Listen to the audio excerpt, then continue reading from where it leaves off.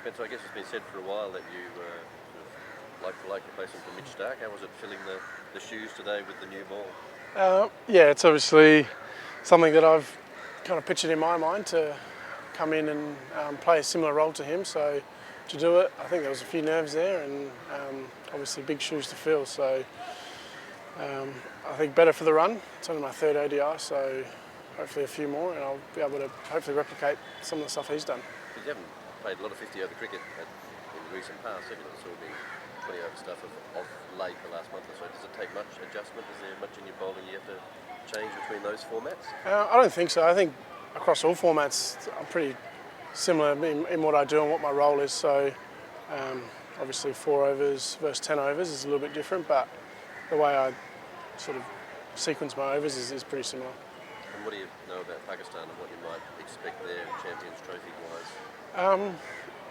I don't think it'll be different to what we got then. I think it potentially a little bit flatter, not as hot as well, which yeah, I think it's only mid-20s where it's mid-30s here, so looking forward to a bit of a cool change. I mean, subcontinent pitches, you've got a bit of experience now across formats. There was some pace and downs here, but like, have you got your head around like how you build a spell in these conditions? Yeah, I think today's wicket was probably not what we're going to get over in Pakistan. It was nice to bowl on early with the new ball, and there was a bit of nip and carry. So yeah, I guess have a little bit of experience in India, and hopefully they can sort of both those can yeah. And it's not just it's a pretty fresh look pace attack that you carry to the Champions Trophy. So what was it like just pairing up with these guys?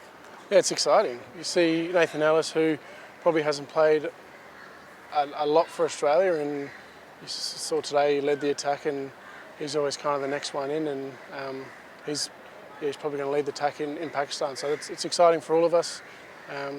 But yeah, there's obviously big shoes to fill. Sorry, some stats the other day that you've got a pretty handy strike rate in your first over of games. That's obviously a Mitch Stark hallmark as well. So is that the brief? You put it nicely to try and get wickets right up top? Yeah, I think definitely in Pakistan. It's while the ball is swinging, it's trying to pitch it up and hit the stumps. But there's the guys like Trent Boult and Starkey, the left armers, and being aggressive is what hopefully I can bring to Pakistan. And did Starkey leave you any cheat notes anywhere?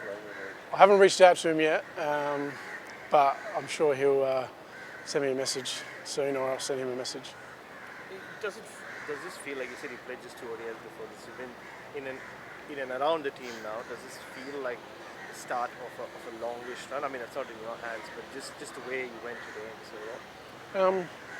I think it is in my hands really. If I perform, then I'll be around. But I think it's up to performances. I feel like I'm ready to play for Australia, and I've had a little bit of taste in T20 cricket, and now a couple of ODIs. So heading to Pakistan, it's exciting, and yeah, I'm ready to go. Just a slightly different one. I mean, you played a lot of BBL cricket with Matt Coleman. Just knowing the person he is, how do you think he would feel that dealing with adversity or whatever it is? What do you know of him as a person? Cooney, he's a great guy. He's obviously had a great series, and he's been successful in the subcontinent. So I'm sure he'll be fine. Are you playing the second game? Yeah. Do you know if there's... do you want to play the second game, or is it just a case of managing through? Yeah, I think working back from our first game's on the 22nd, so if I feel like I need another spell, then yeah, I think that's up to the selectors. And just finally, about in this format, especially with the tight turnaround as well, is there much to gain from net sessions, or are you going match to match to match? I think after the next game we'll get a couple of training sessions in Pakistan before our first game, but I reckon it's pretty tight schedule once the Champions Trophy starts. Yeah, so I think it will be mainly in games, but